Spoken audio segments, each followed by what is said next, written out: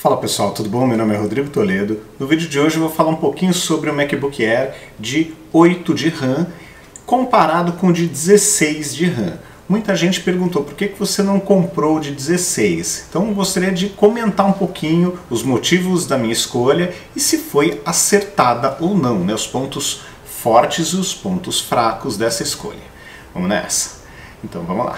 Bom, para falar então dessa escolha, eu acho que o primeiro ponto, estou até de frente para o computador, o primeiro ponto de avaliação é a questão do preço, tá? Então aqui está a máquina que eu escolhi, né? Essa aqui eu comprei pela página educacional, né? Então vale lembrar que essa página aqui ela tem um desconto para estudantes e ainda você comprando o MacBook você leva ainda um Apple, o fone de ouvido da Apple, né? O AirPods. Você pode escolher o Air Pro e pagar uma diferença ou os AirPods direto, ó, é por conta da Apple. Então como é que fica essa compra? O de 512, que foi o que eu escolhi, acabou ficando nesse preço aqui, 13.300, descontando aí o fone que você pode vender, se tiver afim, você vai pagar menos ainda dá para melhorar um pouquinho esse preço. Então guardem esse preço, né, 13.319. Se eu fosse colocar os 16 de RAM, o que iria acontecer? Eu estaria acrescentando 2.250 no preço, ele iria aqui para 15.344. Então, é aquela história, é um equipamento que você fica muitos anos, tá? Então valeria a pena. Aqui eu já acho que não vale a pena mexer, tá? Colocar mais SSD. Eu acho que 512 é um bom tamanho, dá para conviver bem com um HD externo ou com um SSD externo, que é o que eu estou fazendo nas edições de vídeos, tranquilamente, sem nenhum problema. E poderia economizar esses 2.250 aqui. Agora, com relação à memória, o que eu fiz? Eu comecei a fazer uma pesquisa um pouco mais profunda aí nos reviews para saber as diferenças. Na maior parte do tempo, todos os reviews que eu vi não mostraram nenhuma grande diferença neste momento para o software como ele está hoje. De uma maneira geral, tá? Tanto o sistema operacional quanto o software. Então, por esse motivo, eu acabei optando por economizar uma grana, né? Que queira ou não, né? São quase R$2.500 aqui de economia, é um bom dinheiro aí para economizar, ainda mais quando neste momento não faz diferença. Agora, para o meu uso, acabou fazendo uma diferença ou não? Bom, vou falar para vocês, aqui com o Final Cut, o que aconteceu comigo em daqui a pouco um mês de uso aí do computador, aconteceu acho que 2 vezes só. E por uma curiosidade, assim, até muito engraçado, né? Renderizando ele vai tranquilamente, ele não apresentou nenhum problema. Também fiz renderização com o LumaFusion perfeito, nos dois softwares tranquilamente, com vários takes. Eu fiz assim até coisas que normalmente, né, edições que normalmente eu não faço, só para teste mesmo, para ver se aguentava o tranco. E o que aconteceu? Aguentou, não tive problema nenhum, ele aguentou.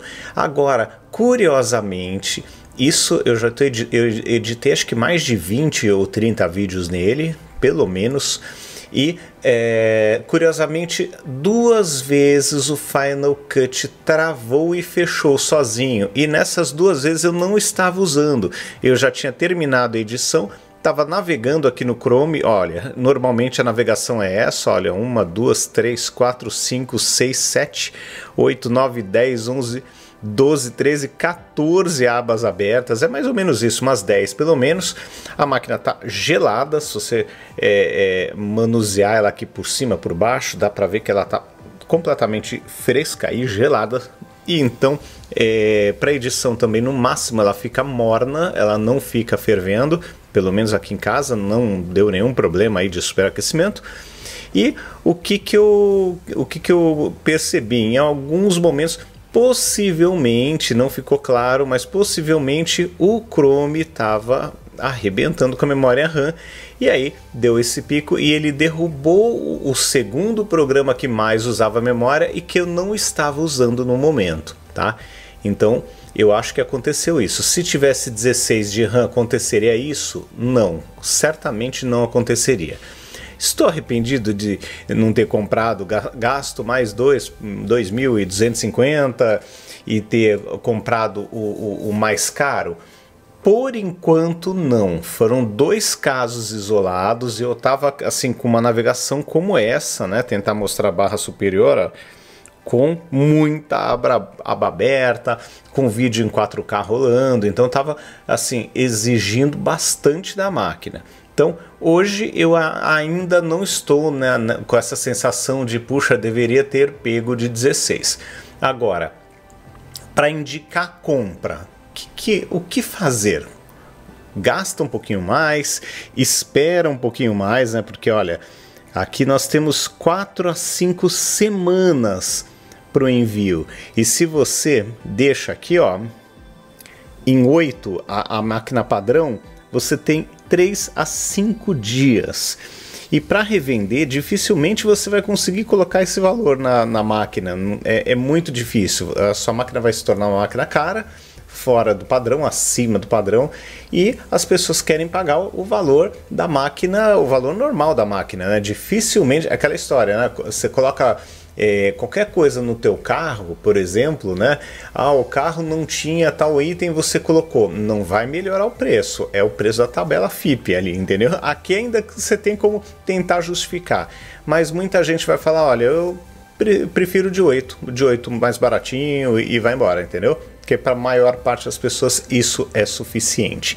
Então é o ponto aí de atenção que tem que ficar muito de olho. E a questão da entrega, né? Você pula de 3 a 5 dias úteis para 3 a 5 semanas, tá? Então, não, minto, 4 a 5 semanas. Então fica um pouco mais complicada essa entrega dessa máquina, né? Bom, agora analisando friamente, a questão é a seguinte: se você vai editar vídeos e trabalhar com arquivos pesados de imagem, com Photoshop, com Premiere, com não só LumaFusion e Final Cut, mas você usa o software da Adobe, por exemplo, Premiere ou DaVinci Resolve, eu recomendo que você junte um pouco mais de dinheiro, tenha um pouco de paciência, desde que seja o caso, né? Estava complicada a minha situação, eu tinha que fazer um pouco mais rápido essa troca.